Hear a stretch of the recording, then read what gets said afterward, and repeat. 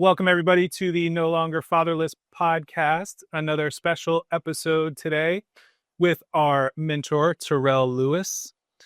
He has an amazing life story. And to me, I think it's almost a miracle where you've made it from a lot of things you've overcome. So I think it'd be really special to share that story with people. Yeah, absolutely. And welcome to the show. You are guest number 7. Ooh, lucky number right there. I thought it'd be cool if Pete was number 7. Yeah. Because he's a pastor. Yeah. Little biblical number. Yep. But you got the lucky number 7. Oh, awesome. I appreciate it. I'm honored. Do you have a favorite number? I would say 15. Do you know why? 15. Yeah. I do know.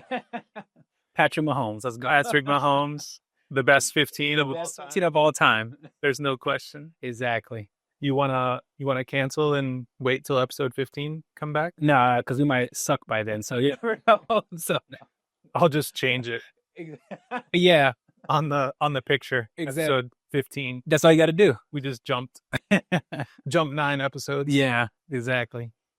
So I was talking to my wife and son, Raquel and Colt, Mhm. and sharing what I knew of your story. Mhm.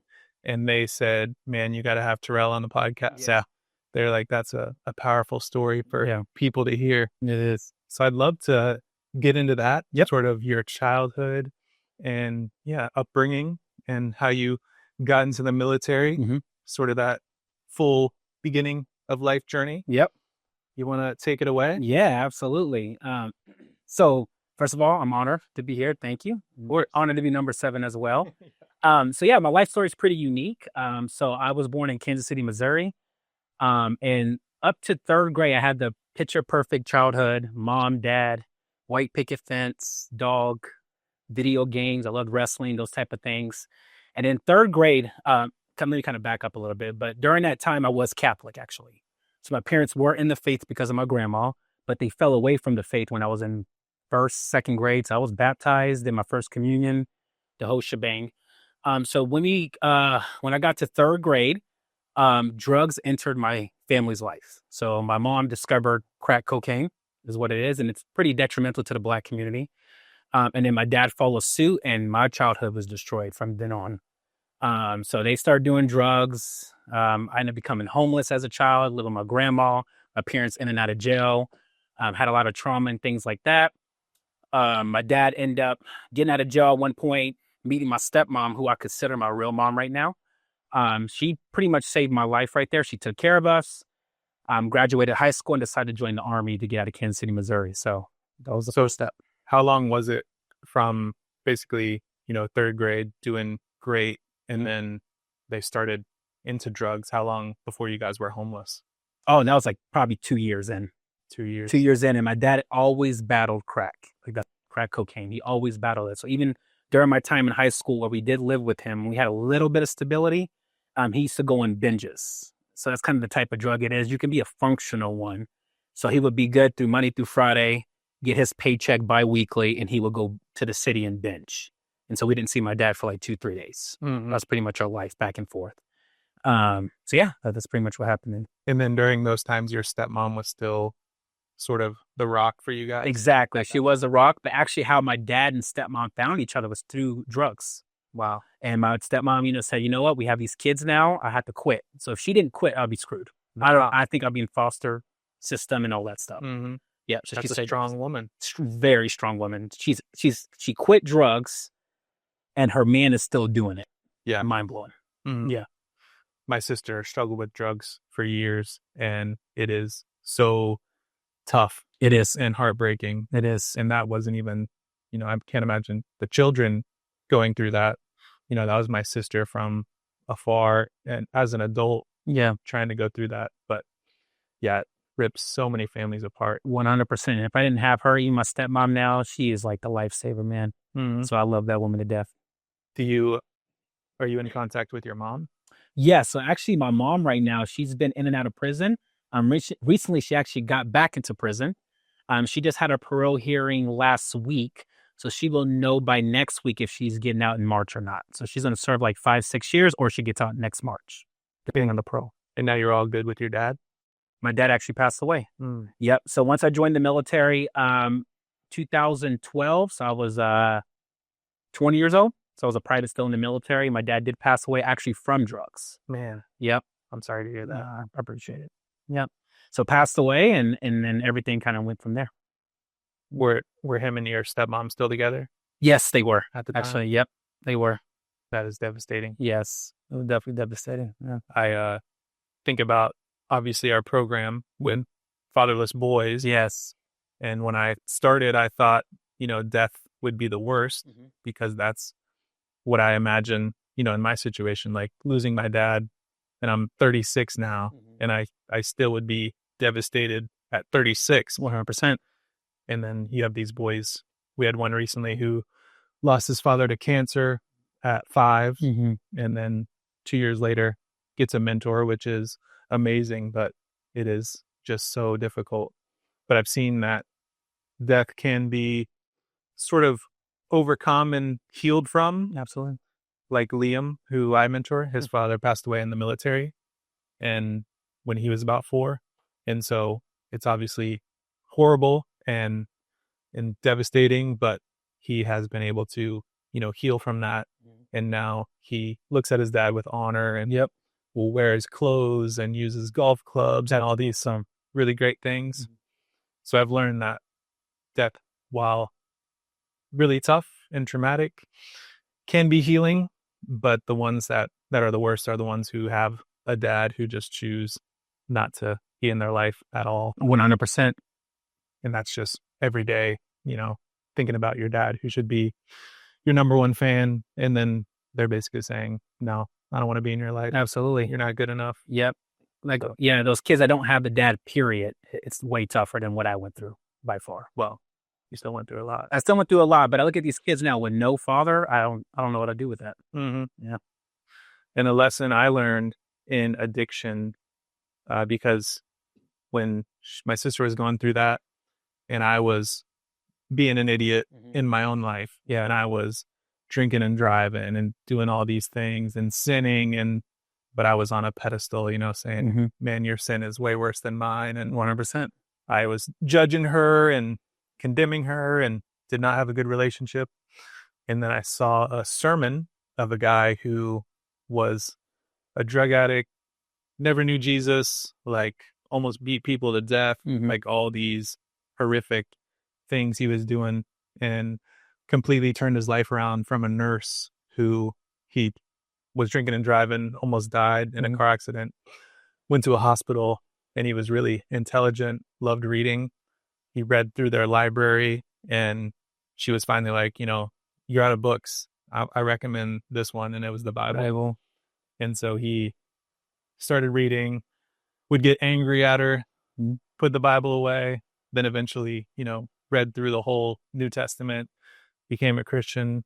But his big lesson was that love is the only thing that can save a loved one in addiction. 100%. So I completely switched my mentality and started loving her. And even I was the one she would call if she relapsed or something like that would happen, and just completely changed our dynamic and gave her someone in her corner. And then now she's been clean for over 10 years. Wow. Praise God. That's awesome. Yeah, that was a big learning moment for me. Yeah, 100%. Love conquers all, right? Yeah, that's awesome, man. Yeah, the most effective drug. Yep, love. 100%. Yeah. So then, when did you join the military? So I joined right after high school. So I was working at Dairy Queen. My dad at the time said, you got to do something with your life. I was horrible in school. Like, I had all D's and F's. I barely graduated. So my dad's like, hey, you got to do something. You should join the military. So I decided to go to the recruiting office and for the Army in Kansas City, Missouri, and signed up, and the rest is history. And I would say that was probably the best decision I ever made in my life because I needed that discipline. Yeah. It broke me for sure. Like basic training alone broke me.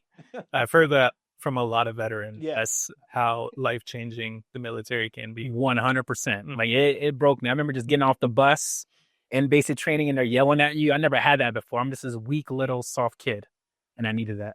How were you with authority? Bad, actually. I was a troublemaker in basic training. Almost got kicked out. Wow. fighting people. Yeah, it was horrible. Horrible. I'm so glad it let me stay in because I needed it. That was my life right there. And they finally broke you. Yeah, they finally broke me and I was good after that. And then got stationed at Fort Carson and that started my military career. Where is that? Colorado. Colorado. Yeah, Colorado Springs. Yeah. Gotcha. Yep. And how long did you serve? So I served for 10 years. I did 8 years, active duty, 2 years reserves. So I was stationed in Fort Carson and went to Germany for 4 years. And that's where I met my son's mom, Grayson's mom. Oh, okay. Yep, in Colorado Springs. Oh, I thought you meant in Germany. No, not in Germany. You know, a lot of people do that, by the way. Yeah. A lot of people go out there, meet a wife. Some people even stay there after the military. Mhm. Get dual citizenship. Yeah. So you were overseas for 4 years? 4 years. Yep. And then in Colorado for 4 years? I did Colorado for 6 years, technically. Yeah, 6 years. You count the reserves. So what do you do like in Colorado for 6 years in the military? You just do your job. So my job personally was personnel. So S1 is what it's called. So you're in charge of a battalion. You just take care of them as far as things they need and stuff like that. And I also did recruiting as well. So I did military recruiting also. So I got Gotcha. both of those jobs. Found some young Terrells that Yes. needed it. Yep. Trick them a little bit. No, I'm just kidding. Just sign this page. Yeah, just sign this paper. You get everything. You get a charger. You get a iPhone. Come on, man. New haircut? You do haircut. You get everything. Free haircut? Yeah, free haircut. Free healthcare? You won't like it, but yeah, free healthcare. You're still rocking that haircut? Yeah, absolutely. And then you met Grayson's mother, Yes. your ex-wife. My ex-wife. Yep. And how did that happen? Yeah, so I met her through you ever heard of Plenty of Fish? No. It's a dating website, actually. It's like an old school dating website. So back in 2010, Yeah. dating websites were starting to get a little popular, but a little taboo still. So I hopped on there and met her, and then the rest is history. We got married and had Grayson. Yeah. So you were like 22-ish? Yeah, I was 22 when I had Grayson. Gotcha. Yeah. So you got married at 21? 21, 20, yeah. Okay. I think we're about to go to 21, yeah. And then at this time, had you officially become an atheist? So actually during that time, I was an atheist. I was an atheist pretty much I would say I was an atheist pretty much all my life, actually. Even when I was a Catholic as a kid, I just went to church because my parents told me to. I did the routine so I don't get yelled at. So I would actually say majority of my life was atheist and a small percentage was agnostic. So yeah, when I met her, atheist for sure. And then what kind of atheist were you? Was it just like, didn't really care about it, didn't really talk about it? Or was it almost like a passion where you're like, yeah, Like a I'm militant. atheist and you're wrong and Yeah, it's so fake? I was actually more didn't care about it. Okay. Yeah, more didn't care about it. And that's what pushed me over to agnostic when people talk to me about Jesus. Interesting. Yeah, so I was more like, who cares? Like, have fun. I was very a pleasure-driven person. Mm-hmm. So if it got my pleasures off, I went for it. Gotcha. And I saw Christianity as boring, actually. I was like, this is so boring. Why would you live your life like this? This is horrible. You can't go to the bar. You can't drink. You can't do these things. You can't sleep around. These things that I wanted to do, I couldn't do if I looked at the faith. I couldn't do that. So. And how long were you guys married? We were married for 8 years. Mm-hmm. Yeah. And then I know you've mentioned before sort of this almost like brainwashing you got into with sort of like how we should be living. And I think people call it like the red pill. Yes. Yep. When do you think that started happening? Yeah. So backing up there. So when my ex-wife and I divorced, it was pretty traumatic for me, actually. It was pretty rough. So this was back in 2020, COVID just hit. Me and her decided to separate. And then we ended up getting divorced, ended up becoming single for the first time in 9 years, by the way. And that's when I discovered this red pill content. So red pill content in a nutshell is obviously, you ever seen The Matrix? There's red pill and the blue pill. So yeah, when you take the red pill, it's horrible, but it's this perspective that in a way, women aren't really good people. Men are better. And let me show you what women are all about. So I took that, and that's the Andrew Tates of the world and the Myron Gaines, if you ever watch those type of things. So I was obsessed with that content. And it made me have a perspective of women that wasn't healthy. Yeah. Mm-hmm. And it's almost like be your own God, be your own God king. Yeah. Yeah. 100%. Like the prescriptive. So the diagnosis I understand, right? It tells people to lead in a way, like make sure you be providers, protectors. Okay, I get that. But the prescription that they give is things like make sure you sleep with 50 women so you have experience with women. Yeah. You know what I mean? You need to sleep with them so you have experience with them. Those type of things. So those are things I got adopted in, and it was kind of like a god to me, and almost destroyed my life. Yeah, that is tough for our youth and our young men to be hearing. Absolutely. This is how they should be living, and they don't know what that's doing to their soul. 100%. Yep. So you can be a blue pill advocate. Yeah. You know, the red pill still has good things in it if you really study it. The problem is it's the prescription that they give. It doesn't work. And then during this time, still considered atheist? To still consider atheist, more like I don't care about it, not looking at it. I want to be my own God, and I got obsessed with career and things like that. So in this sort of philosophy, there's no spirituality. Nope. No spirituality. Everything is materialistic. Yep. Kind of like you don't need it. You're strong enough. 100%. Yep. You just build a good life, and people serve you. Women serve you. People serve you. You want to make sure you make enough money. You're in shape. These type of things, so people will serve you, and that's the point of it. But then, as you were sort of living this lifestyle, you came across a young lady who threw a big wrench into that. Absolutely. Threw it. I'll tell you, I fell and everything. It's great. Yeah. So during that time, I was single for 4 years, and I was dating a lot. And I came across my current wife now, Rachel. Wonderful, beautiful woman, changed my life. And shout out Rachel. Shout out to Rachel. I remember going on a date with her, and let me kind of back up here. So actually, I had a Drake concert. Right, he was my favorite artist. So I had a Drake concert planned. I had another girl planning to come out and go to the concert with me, but she got sick last minute. So I'm on Tinder. I matched with Rachel. I asked her on the date to replace that girl. And the Drake concert got canceled too. We ended up going to like an arcade, and I remember just first time talking to her, like the first minute I knew, she is different.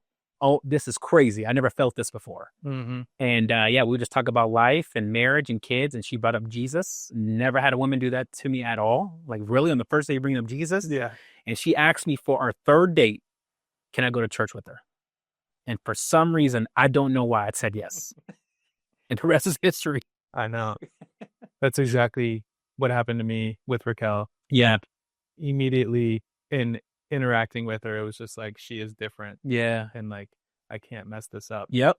Yeah, I remember you were saying that, right? You just know you have this feeling, right? Compared to other women, it's just this energy they bring. I'm like, whoa, and you just slap me. Yeah. Yep. So yeah, third date at going to church together. Yep. Which was Thrive. No, actually, so we were in Colorado at the time, actually. Really? Yep.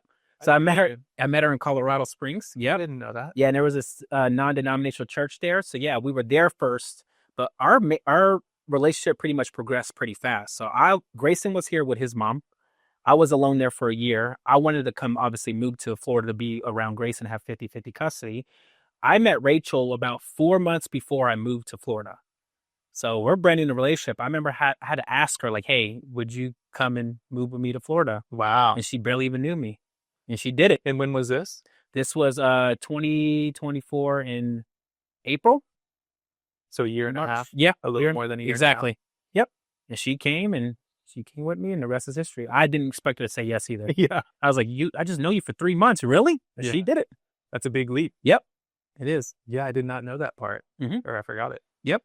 So how did that first church service go? I didn't know what they were talking about. They were in Jeremiah or something like that. And I was like, I don't know what these people are saying. And I think at the time, I'll be honest, I think I just really like Rachel. So that's why I went. I was like, I really like this girl, so just go along with it. But the things they were saying, it was pretty good, but it kind of went one ear out the other, to be honest with you. So when did things start clicking? So actually, it didn't start clicking. I actually came to Thrive in May. And I said, okay, I'm a Christian, but I was still very lukewarm. Very lukewarm. Like I read like a passage a day, never prayed. I'm just doing it because my wife is doing it. And I say the thing that really changed me was I decided to actually dive more deeper into it. I asked God, I did a prayer and said, God, if you're real, just reveal yourself to me. Because I did have a logical problem with God, to be honest with you, intellectual problem with him. And he did. And I read the book of Ecclesiastes, and that, I know that's Raquel's favorite book. Yeah. And that literally changed my life. I was bawling. Wow. After that. That's amazing. Yep. So the book Ecclesiastes really changed everything for you. Changed everything. After that, and then you go into the Gospels, and it gives you more. Yeah. So Ecclesiastes was the one that did it for me. Because I always wonder with people who, may be atheists or struggle with faith, like typically there will be, like you said, a logical side of, was this real? Was Jesus real? The resurrection and all these things historically. And then there's sort of the other side where they'll have a lot of like morality arguments. Yep. And sort of, what do you base your life on if you have no faith? But yeah, that's how I am too with the logical side. 100%. I've seen some amazing sermons, and then I always refer people to The Case for Christ. Yep. Great book. The movie and the book. Yep. But yeah, try to get someone's struggling with their faith, send them to that movie. And I have a guy right now who was supposed to watch it last week, but he didn't watch it. Yeah. See, that's a heart posture thing right there. That's a heart posture. That was me as well. So I thought I'm going to get there just purely through logic. So it's kind of like you have these breadcrumbs and, the Lord is leading me there. And I hit this wall and I want more out of it. Give me more logic. Give me more logic. And I'll get there. I could just hear, I could feel him. He's telling me, just jump into the water. Yeah. And you can't see nothing down there. And that's where the faith comes in. And I just did. I put one pinky toe in at a time and slowly went in, and the rest is history. Yeah. Now you're underwater. Yep. Now I'm on the water. And I still have problems. Sometimes, sometimes I admit that I'm doubting Thomas in a way, but not more of an intellectual. It's more of surrendering, but I am getting better at that. It's kind of my weakness at the moment, but the Lord is helping with that. I would say so from afar. It certainly looks like you're all in. Thank you, man. I appreciate it. I'm working on it every day. Yeah. So what was the theme from Ecclesiastes that hit you so hard? Life is meaningless without God. That's the whole point. You go to the end of Ecclesiastes, vanity. I chased the pleasures. I decided, pursue career. And at the end of the day, I felt empty. That God-sized hole in my heart. That's incredible how, your story and going from this first church service because another girl got sick. Yep. And then meeting Rachel. And then not only that, but just like the love of God to not just, say, trust me, follow me, but I'm going to give you this book that you're going to want to read. Yep. That is like exactly the viewpoint you needed. Yep, exactly. And by the way, that girl that canceled because she was sick was an atheist, and I wanted to be with her. Yeah. So imagine I married her. I'd be probably screwed. In Colorado. In Colorado, probably. Yep, exactly. So yeah, that changed my life. That Ecclesiastes, man, beautiful book. That's awesome. Yep. And then so you mentioned moving here to be closer to your son. Yes. And so I know co-parenting I know a lot of friends who co-parent, and it can be brutal. Yes. But I know you guys are doing amazing at it. Yes. So right now it's 50-50? That's correct. We do 50-50. And you guys even will have combined get-togethers and holidays and stuff like that, right? Absolutely. Yeah. So what are your secrets to successful co-parenting? Yeah, great. So I would say the number one thing is it sounds cliche, but maturity is obviously the most important thing. You have to put your kid, above anything else. So that's one thing that we kind of just made sure, like, hey, we're getting divorced, but we do have a son together, and we have to make sure we put him first. So that was number one. Number two, I would say, I would just say a respect thing. I do respect her, and she's a great mom. I mean, she's a tremendous mom, and I want my son in her life as well, and she wants my son in my life, so she thinks I'm a great dad. So that helps as well. We do help each other out. We do pick each other up when we need help. She is a night nurse at Advent Health, so actually we probably get Grayson like 75-80% of the time, I would say, which is kind of a beautiful thing because we need to incorporate Christian ethics with him and take him to church. So I love that the Lord did that. But I would say it's the main thing, right? It's the maturity and also having respect for each other. And a lot of humility, I would say. Yes, definitely humility. And sometimes you gotta have to bite your tongue, and it's been hard sometimes. But she's a great co-parent, and I love her. She's an amazing woman. Yep. And a lot of people will judge divorce. Yes, they do. And God, that's not God's desire. Nope. But you weren't living for God. Yep. So I don't think there's any negative on your divorce. And what I think is so beautiful with God is he can take any brokenness and turn it into something amazing. What you went through, what your ex-wife went through, and then just all these pieces he put together to now what it's become is just something only God can do. 100%. You can make any situation great, right? Romans 8:28. That's pretty much it. So yeah, I'm so thankful that the Lord still elected me and chose me and opened the door for me when I was seeking him. So that I'm definitely grateful for that. So tell us about your boy Grayson. Oh, amazing kid, man. He's 11, He's about to be 11 December 13th. 10. Yes, he's 10 right now. So yeah, he's an amazing kid. I call him Patrick Mahomes 2.0 because he got the curly hair. Kind of looks He like does. Yeah, everybody always says that actually. So that's why he wanted to be Patrick Mahomes. But yeah, he's a great kid, very energetic kid. As you probably saw during your Halloween party. I'm stubborn like his dad and his mom. So I'm sorry, son, you had to get that. But overall, great kid, changed my life, and I love being his dad. Yeah, I've got to spend time with him several times. Yep. Playing basketball and having him over and at church. Yeah. And he just seems like an amazing kid. Yeah. Definitely one, I would like Colt to see more. Yep. Become friends with. Absolutely. Because they definitely have similar vibes. Yeah. It's funny, during the Halloween thing when we were leaving, he was about to cry because can we stay like 10 more minutes? I'm like, dude, we got to go. That's really cool. Yeah, he wanted to stay. So he had a blast, man. So yeah, he loves Colt. Yeah, we had a beautiful Halloween. Yeah. Which is probably an oxymoron. Yeah. But this was the first year Colt wanted to have it at our house where we were the driveway family. Yep. Which has been my dream for years. Where we've been through the neighborhoods. And that's something that, Christians are divided on as well, is Halloween. But to me, I just think of, if we were in our house and had all the lights off and didn't partake compared to what we did being outside, inviting people in, and we gave out, I got a little Jesus beer down there. Yeah. We gave out like 100 of those. Yep. And had some great conversations. And so many people were more excited about the little Jesus than getting candy. Yep. And so it was really special. And I just think, shining some light on a dark holiday is more effective than hiding from it. Exactly. And a lot of Christians, they typically hide from, which is okay to do that. But I love the way you guys did it. That was smart. Thank you. It's awesome. Same time next year. Yeah, absolutely. We'll have a full house next year. Yeah. That was cool. We had at some points like 20 kids playing basketball, running around, playing football. Yeah.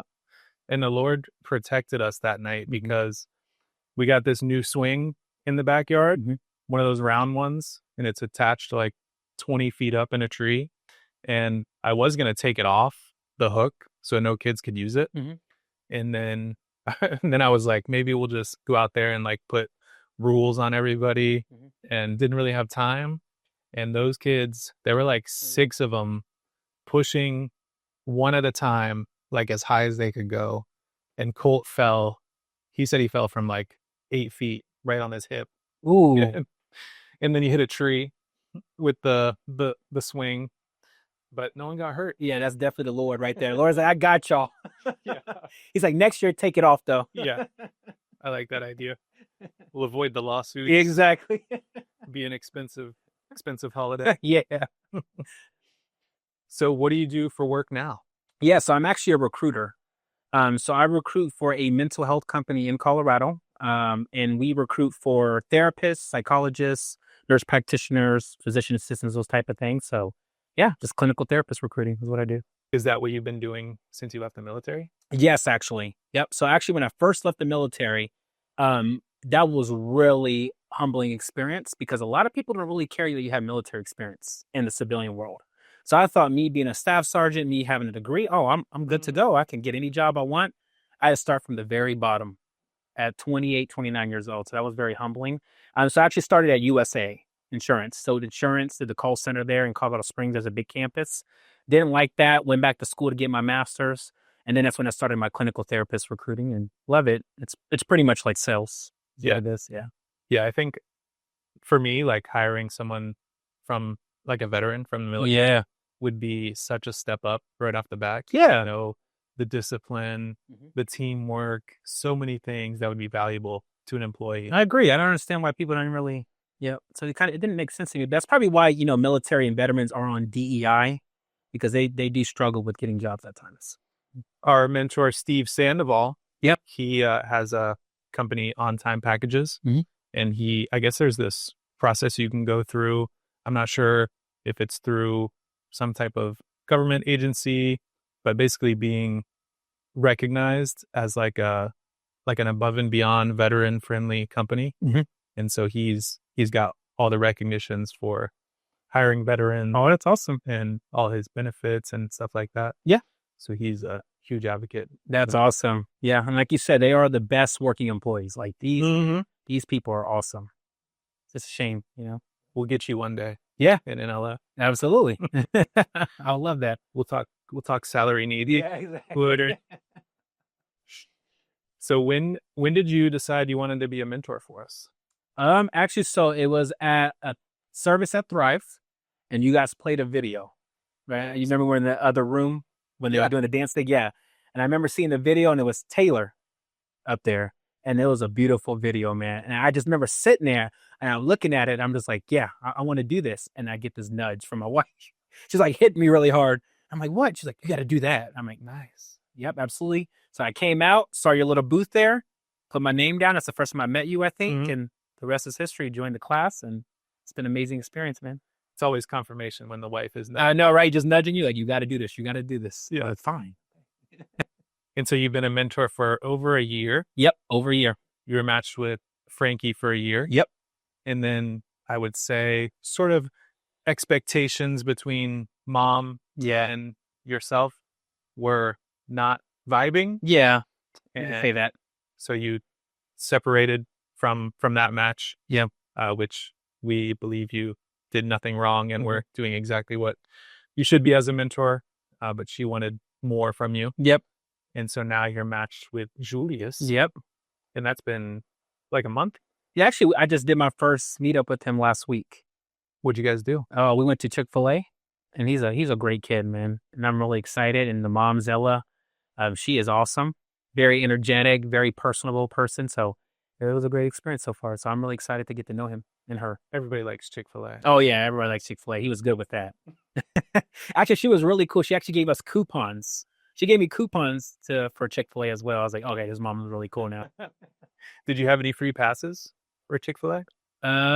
We need free passes, like the gift cards, or we gave some out at the mentor appreciation night. I think so. I have a gift card, for example, but I don't know if it's Chick-fil-A on there. I didn't see. Gotcha. I'm waiting for a good Chipotle day for that. That's my favorite, Nice. Burrito or bowl? Bowl for sure. Bowl. Yeah, I'm a bowl fan. I think that's more popular these days. Yeah. It's the calories, the burrito, you put the extra 500 calories, whatever it is, and yeah, it's true though. It is really good. And so you were with Frankie for a year. What were some of your favorite experiences over that year with Frankie?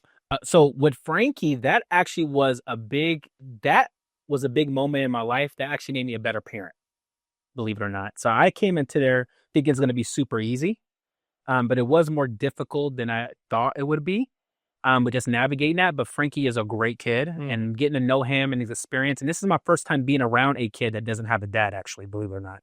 And having that relationship with them. So just learning what he was going through, what he was struggling with, his strengths, his weaknesses, try to navigate the mom as well. That was a great learning experience for me.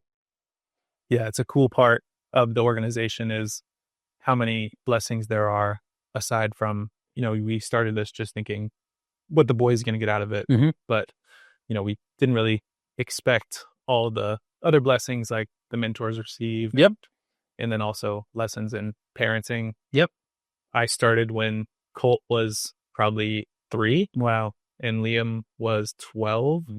And then so I got those experiences through the teenage years before going through it as a dad. And we have a mentor from our newest class who doesn't have any kids.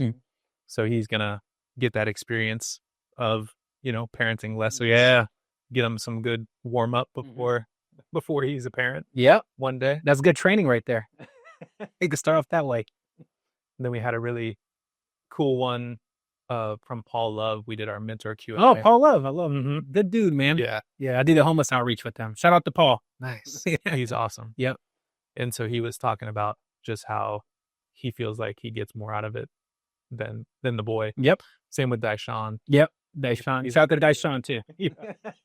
We've got such amazing. Yeah, we do. And it's a great group of guys, and just getting together that once a month and seeing them and their kids. It's amazing time, man. I love it. We've got a Thanksgiving event coming up. Yeah. Where we're going to be putting together baskets for families in need and then delivering them to the families as well. Yeah. We got our Christmas party coming up next month.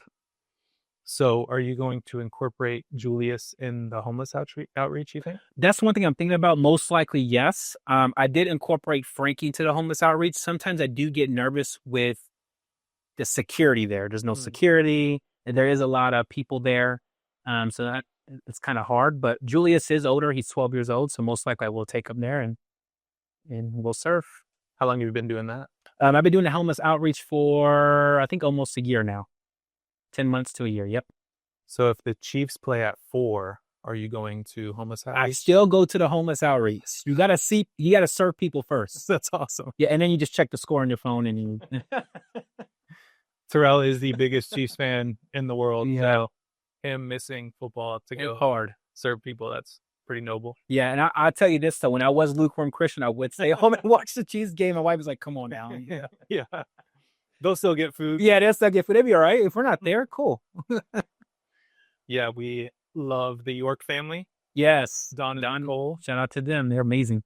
We've known them for over 10 years and we're in the homeless ministry back then. And now it's difficult with all our events and different things like that. But they are the most faithful servants. Oh, man. Don usually works 6 days a week. Yep.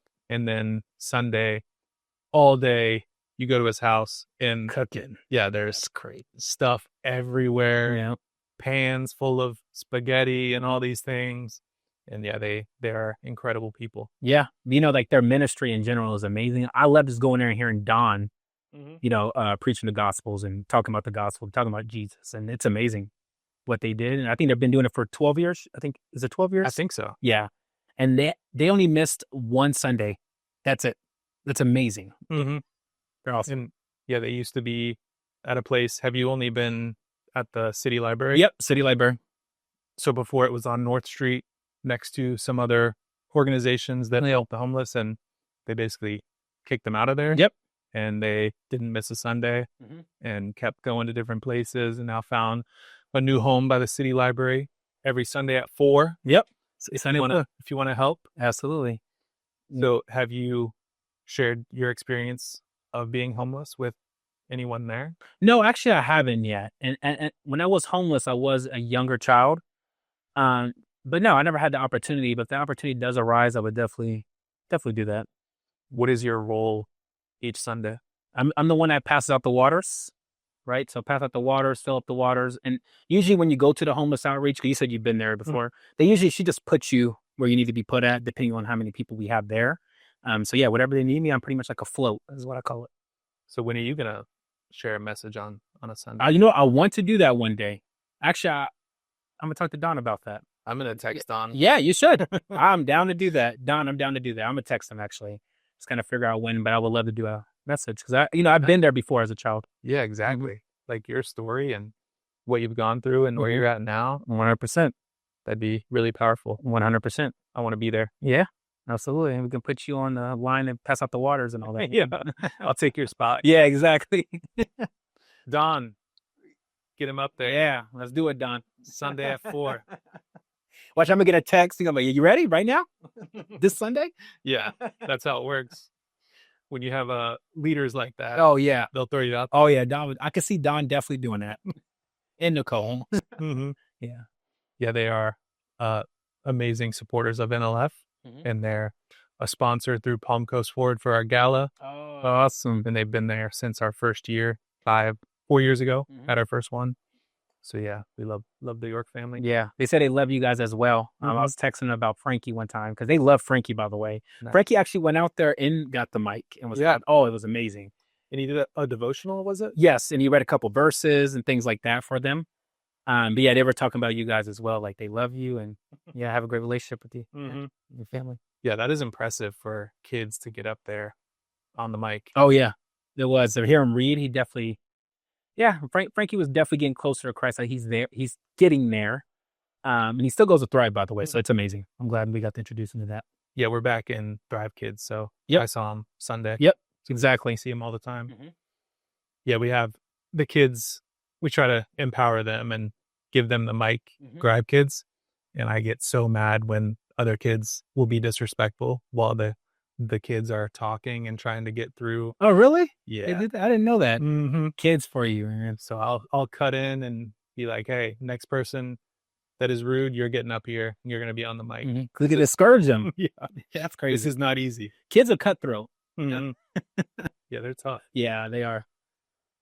So you have your position now that you've been comfortable in, healthcare, recruiting. Yep, healthcare queen. So what do you see? What does your future look like? Do you want to stay in a position like that? Have you thought about other careers? Yeah, great question.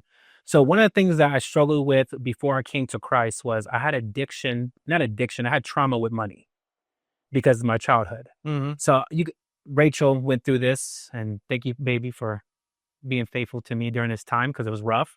But during the time where I was a lukewarm Christian, I couldn't stop being obsessed about money. So we started a business, and that was my God.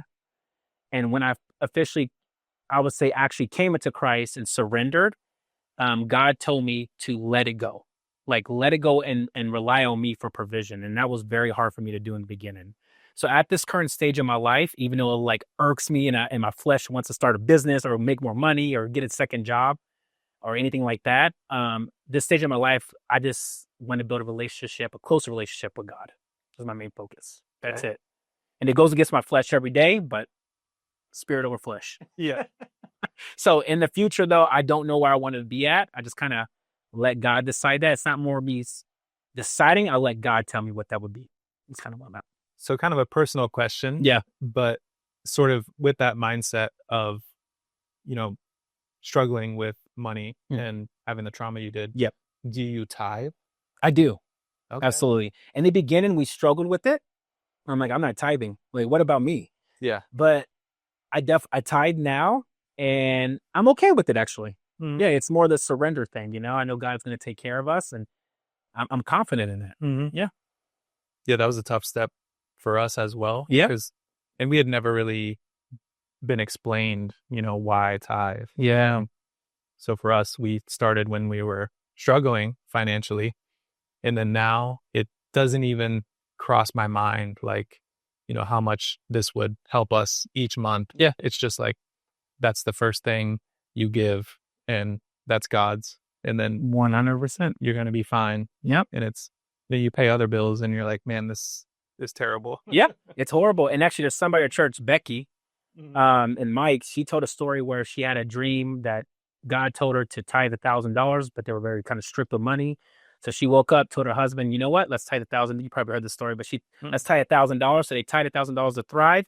And then she ended up getting $1,000 somehow from something. Like it was like insurance, or I forgot what it was. And that is when I started tithing, actually. I was like, oh, God will provide for you no matter what. It's okay. Mm-hmm. Yeah. Yeah, I actually started tithing from Dave Ramsey's testimony. Ah, what was his testimony? Was he poor? Yeah, they went through bankruptcy. Oh. Yeah, he had other businesses and went through bankruptcy and basically, surrendered to God and said, I'm going to be faithful to you no matter what. And so he had basically each month these expenses like creditors who are coming after him. And he would, pay like housing and food, but he would tithe first. Mm-hmm. And then he would pay the necessities. And then he would pay like creditor 1, creditor 2. And then if he didn't have any money left, then that last creditor, whoever it was, didn't get the money. Wow. But yeah, he started tithing at his lowest moment financially. And now look at him now. Multi-empire, pretty much. Multi-million dollars there. And I'm always hesitant to sort of talk about tithing and blessings because I don't want to be the prosperity gospel guy. Like, the more you give, the more God's going to give you. You can't outgive God, which can raise some red flags for me. But do you feel though, I know it's not prosperity, but when you do tithe, it feels like a blessing in a way. Oh yeah. Like God's like, I got you. Don't worry. Now it might not be 2 times more, 3 times more, but even if I feel like even if I gave all my money, for example, God would still provide. He's just there. Mm-hmm. And we had some of those crazy experiences where, you tithe and then we were short on our mortgage. And then we got a check in the mail from like an escrow surplus that was like the exact amount you needed. Yep. And so I know things like that have happened in our story, but I just am hesitant to tell people, like, you know, if you start tithing, your bank account's gonna be huge. They're like, Skid, you told me I'll be a millionaire and if I put $10 in. It's like sports betting or something, you know. But yeah, that's really important to us.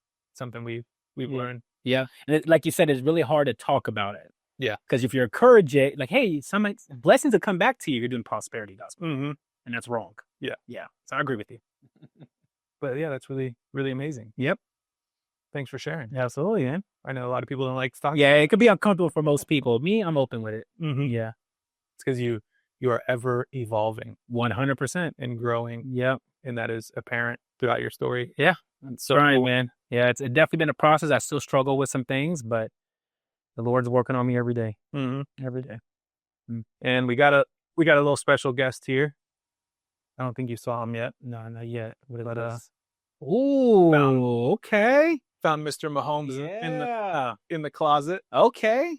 Look at this goat. Why is there a goat on here? I have a goat on here. It's amazing, man. The greatest quarterback of all time. It's hard to argue with. Yeah. So you saying Patrick Mahomes is better than Tom Brady? You gonna say it on the camera?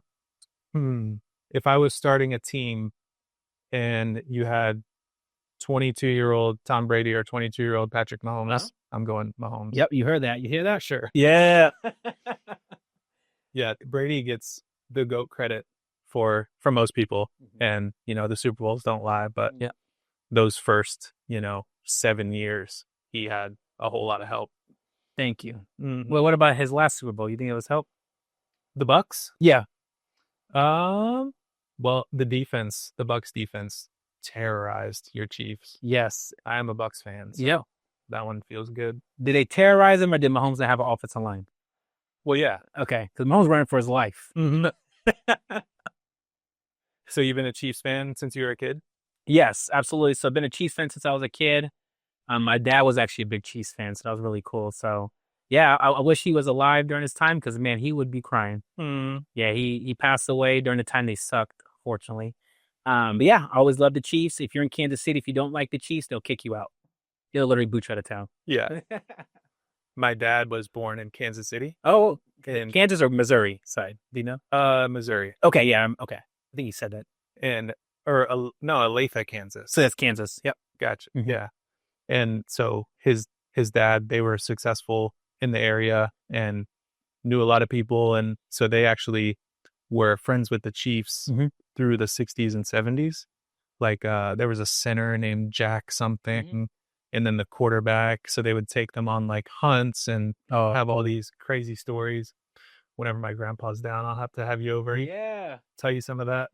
Is this the one I met Halloween? Oh, yeah. Okay. Why didn't we? I know. Yeah. He's a cool guy, by the way. I like him. We got some good Ernies. Yes. Yep. So, yeah, the Chiefs had some dark years. Yeah. From the 80s to the 2000s? Pretty much 2000. I'll say Alex Smith was a good time, even though we went to the playoffs and lost. So, what was that? Probably like 2015, 2016, somewhere around there? Yep. When Alex Smith was kind of the MVP candidate, he was doing well, but he couldn't do it in the playoffs. Because Mahomes got drafted 17? 17. And then sat. Exactly. For a year. Exactly. So then we draft this kid that sounds like Kermit the Frog, and and everyone was booing, and like, why'd you draft him? And then the rest is history. You had some Travis Kelce hate online recently. Yeah. Do you know he is leading the league in yards for a tight end? Travis Kelce, I'm sorry. He's number one. Yeah, I'm actually sorry. Now, the one thing I would say, though, he did lose a step. Oh, yeah. Yeah, he's definitely slower. No doubt. Yeah, and I don't think he's as hungry with Taylor Swift and things like that. But really, if you think about the league, how many great tight ends are there? 3. Yeah, exactly. So is it really impressive to lead the league as far as a tight end? It is pretty strange that there aren't amazing tight ends everywhere. Yeah, just because, like, the body type. Yeah. 6'4", 250. Yep. There are guys everywhere. Yeah, it's weird. That look like that. Yeah, it's like the NFL changed because back in the day, tight ends were but now it's different now. I don't know what's up with tight ends now. Oh. Yeah, they just block now. I got Trey McBride on the fantasy team. Yeah. I think he's number one in points. He is? Over Travis? He probably has more touchdowns and catches. and catches. That's why. Yeah. Yeah, he's good for like 7 catches, 60 yards every game. Oh, so it's automatic. You like automatic get those points. What about other sports? I'm a big UFC fan. I would actually say UFC is my number one sport right now. MMA in general, so UFC. So that would be number one for me because I do jiu-jitsu and it's really cool to kind of see that. And then I also like basketball, NBA. Warriors? I don't have a team, but Steph Curry is my favorite player. He's my favorite athlete of all time. Yeah, he's amazing, right? Mhm. Like, come on. I was talking about it with Colt and how like the GOAT conversation in football, like there's still Tom Brady, Patrick Mahomes, some old guys might say Joe Montana. Yeah. People like to say Aaron Rodgers to be different. Yep. Like his talent.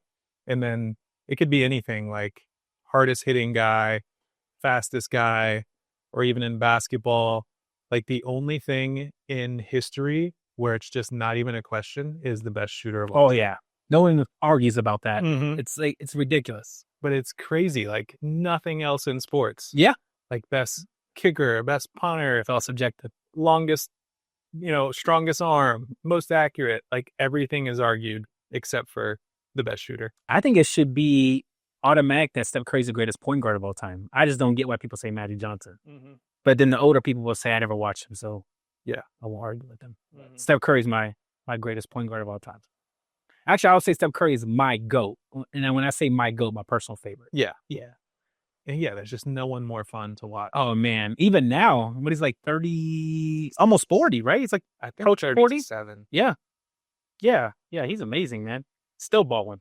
Still won the Olympics. Oh man. Amazing Country- Olympics. Yes. Country on his back. Come on, man. And it's funny because that was Rachel's like first time watching basketball. Oh man. And she was like on her seat, like, oh, she was in for a ride on that one. So like she was pretty new to it. We watched like the Nuggets here and there, but yeah, just watching that with my family, then winning gold like that, especially with Steph Curry. Mm-hmm. Yeah, she loves Steph Curry. Yeah, that'll turn you into instant. Oh yeah, she's like, this is intriguing. And actually, for Rachel, I'm trying to get it because she's not a big sports person, so she's actually into UFC now, which is really cool as well. So Colt's got the Olympics card in his room where it's the close up of the night. Yep, the one he hit with the shot. Well, it's over just 2 people, or it's just the picture of him doing the night in the Olympics after one of the shots. Yeah, I think it was that main shot. The one you get the ball back, shoot over 2 people, and then yeah, that's amazing. So, who are your top favorite UFC guys? So I would say number one, I'll put Ilia Topuria, and I don't really have favorites. I just think who's the best is what I usually go by. So Ilia Topuria, I'll say was number one. Number two, I actually put Alex Pereira. Right, he took the UFC by storm. Right, I would consider Alex Pereira one of the greatest combat sports athletes of all time. And then number three, I would say Islam. He's a monster, and I think he fights this weekend actually, or next weekend. I think he's a little overrated. You think so? Yeah. Why? Just his run of people he's beat. Charles Oliveira? Is he? He caught spark in a bottle for a couple of years, but That's Poirier? how many times has Oliveira been knocked out? Yeah, good point. And he got knocked out recently by Poirier. Yeah. Okay. And he's so big. He's like for 55. Yeah, that's why he's at 170 now. He's actually big for 170, believe it or not. And Volk came up and I think beat him the first fight. I actually think Volk lost that fight. The first one? Yeah, I watched it 3 times to make sure. Because at first I hadn't been like, okay, I'm watching this over and over again. Yeah. I'll take your expertise for that. Yeah. I think he had the crowd going for him. You know what I mean? It was in Australia and the crowd was yelling, especially that 5th round. He had the crowd influencing. But I also hate how the control gets you around. Yes. Just sitting on someone's back. Because you did 0 damage in like 2 of those rounds. 100%. I agree with that. They have to fix that in the UFC. But it's hard to give it to Volk if he's pinned down the whole time. Yeah. So then who you give it to? But then he got his lights turned out with the head kick. Yes. The next one. Yeah. Which I thought that would be the downfall of his career, and Volk is a champ again. Believe it or not. What a savage. Yeah. It's a crazy sport. Yeah.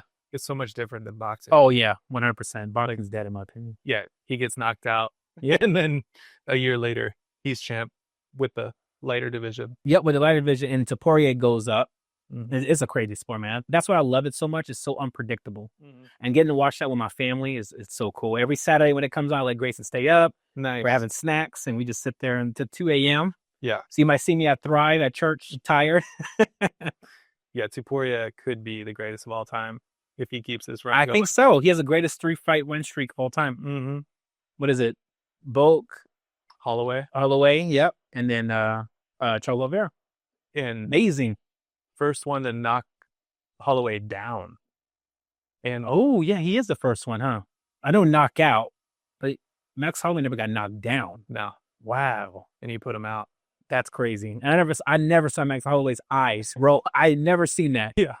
I thought it was I thought it was in a dream or something. Yeah, that was sad for me. Yeah. I love Maxie baby. Yeah, actually Rachel was saying she loved Max Holloway. She looked like she about to cry. She's like, no. In his win against Gaethje was probably the coolest fight ever. Yeah. Holloway. The UFC 300? Mm-hmm. Yeah. My CEO was actually there in that fight. And I was asking him because he's like actually pretty front row. He was like, man, everyone was like freaking out. Mm-hmm. The walk off. Oh, yeah. Meet in the middle. Yeah. Everyone was looking at each other like, what happened? Yeah. Unbelievable. It's amazing, man.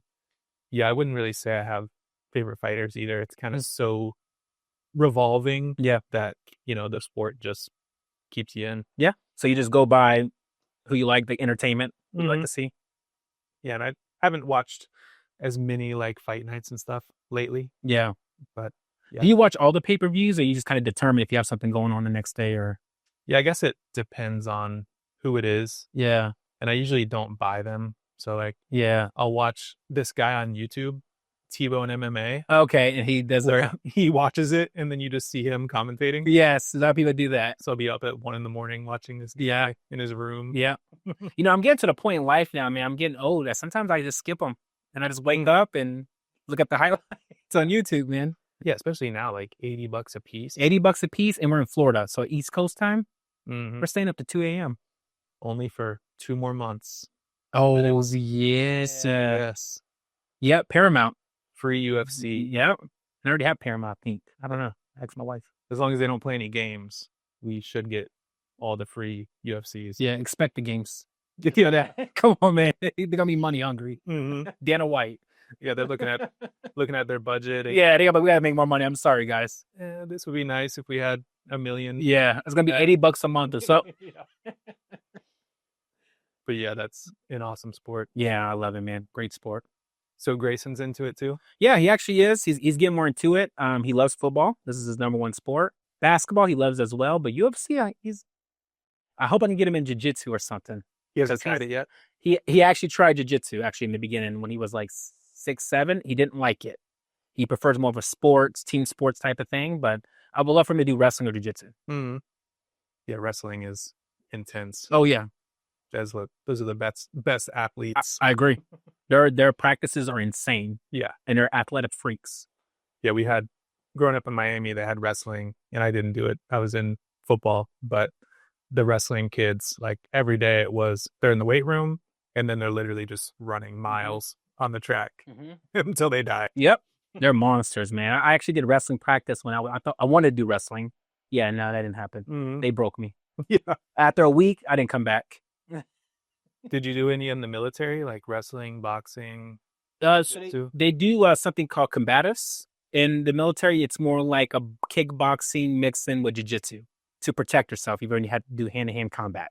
So it was just training. It wasn't like a hobby. It was just training, and you do it to get a certificate, and it helps you get promoted. But that actually introduced me to jiu-jitsu. And so when I got out, discovered it, and been doing it ever since. Have you done a competition? No, I actually wanted to, though. Now, with the competition is really tricky because a lot of those guys take it seriously, so they cut weight. So you got to be on it. So if you're fighting at 175, you're a natural 175er, you're going to get someone that's probably 190, man. Mm-hmm. These people will cut weight on you. Yeah.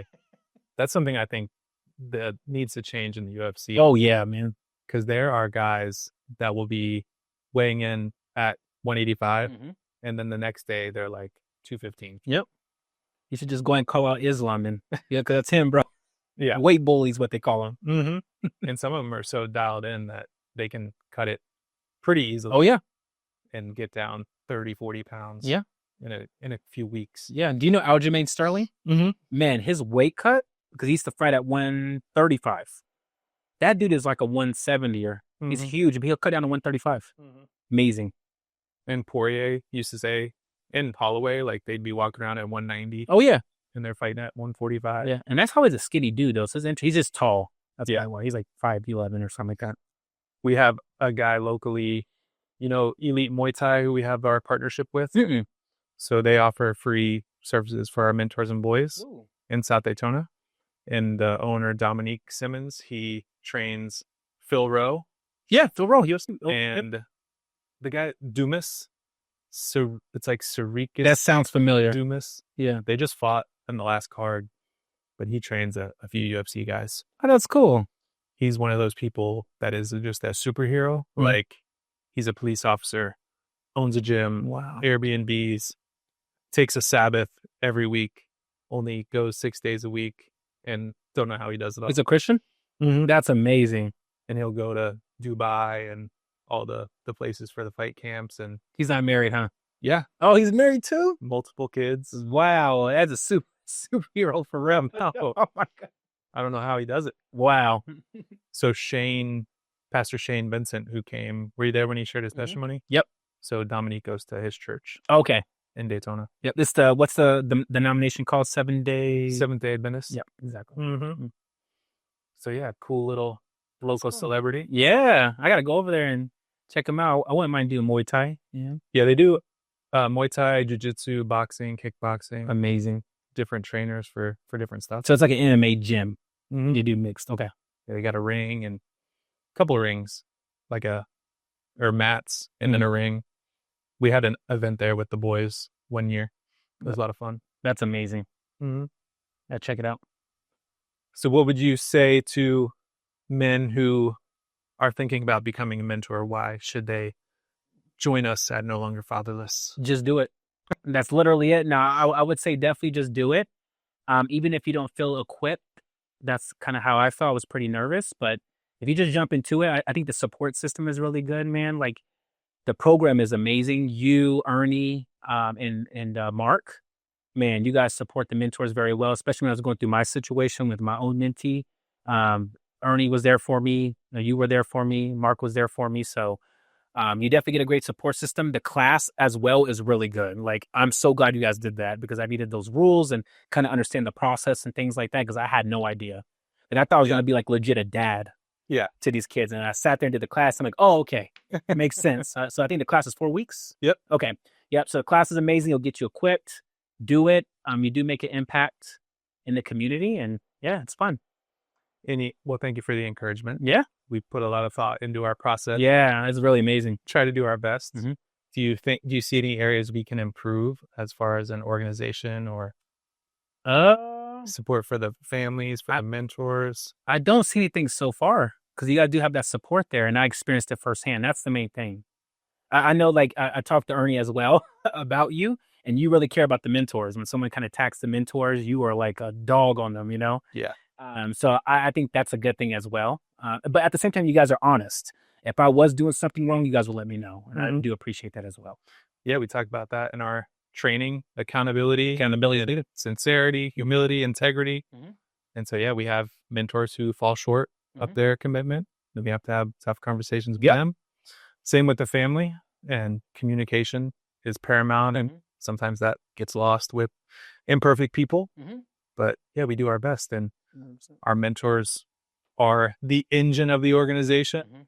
And they are just some of the most amazing people in our community. So we do everything we can to support them, keep them around. 100%. The men are great. And then one thing I like as well is that Ernie comes to the first meet with you.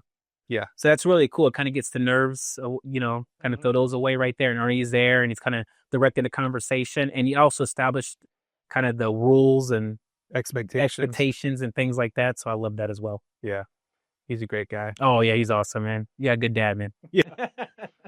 That was something I was nervous about working with my dad because, while we have always had a great relationship, it's still that dynamic of working with your father. Yep. And, we may butt heads sometimes, but it's brought us even closer together. Yeah, that's life. It's been incredible. Yeah. And he moved me. We had one of our mentor trainings and he was talking about working for NLF and how, if you told him 5 years ago he'd be doing this, he'd say you're crazy. Yeah. And now he said he can't imagine doing anything different when he wakes up. That's amazing, man. And I bet you it's a really cool place to work as well. It's really making such a big impact in the community. Yeah. I can't wait to see you guys expand too, man. It's gonna be so cool. Like outside the area, even going further out in the country. Oh, We'll see. I'm so excited, man. One Hopefully one day. Yeah. Yeah. Yeah. God knows. Yep. God knows. He's like, I can see it. Yeah. But I can definitely see it, man. Such a good program. He'll tell us when Yeah. we're ready. Exactly. Just go to Kansas City. No. It's everywhere. Yeah. Yeah, we get registrations from every city in the country. That's amazing. We've gotten them from Colorado that I can remember off the top of my head. Wow. And yeah, all over. Does that show how good your SEO is as far as your website? Because people are searching these things up? No, I think it just shows the need Mm. because the number one thing, the page on our site that gets hit the most is the fatherless statistics. Okay. And so people searching for, fatherless boys, fatherless mentoring, fatherless statistics, and then our website pops up and they see it and see what we do, and then they just sign up the boy and don't really, read where we're operating. And so we get those all the time. That's amazing, man. But people are clearly looking for this everywhere. 100%. Like when my current mentee and his mom, she admits, she's like, hey, she seemed like a great mom. Yeah. I need a man in his life. And I can't do that. Yeah. And that's a lot of humility to admit that you need help. And that's what the program is for. It's how we're wired. Exactly. It is what it is.